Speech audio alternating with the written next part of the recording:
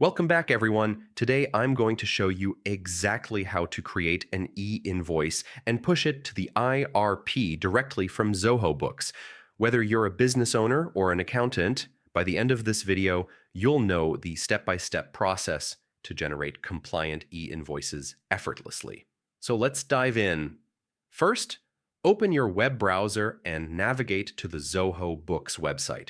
Look for the Sign In button, usually located at the top right corner of the page. Enter your credentials and log in. Once you're inside, you'll see your Zoho Books dashboard, your central hub for managing invoices, expenses, and more. Next, head over to the Sales tab in the main menu. Under Sales, click on Invoices. On the Invoices page, select the option to Create New Invoice. This will open a clean invoice template ready for your details. Now it's time to add all the necessary information. Start with your recipient's details. Then list the items or services being billed and make sure to apply any relevant taxes.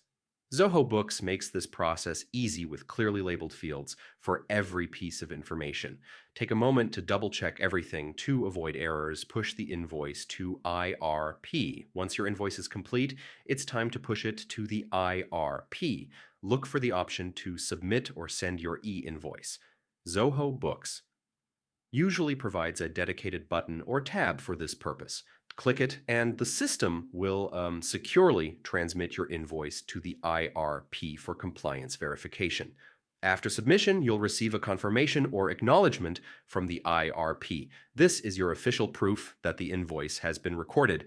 Make sure to save this confirmation for your records. It's important for both compliance and future reference. And that's it.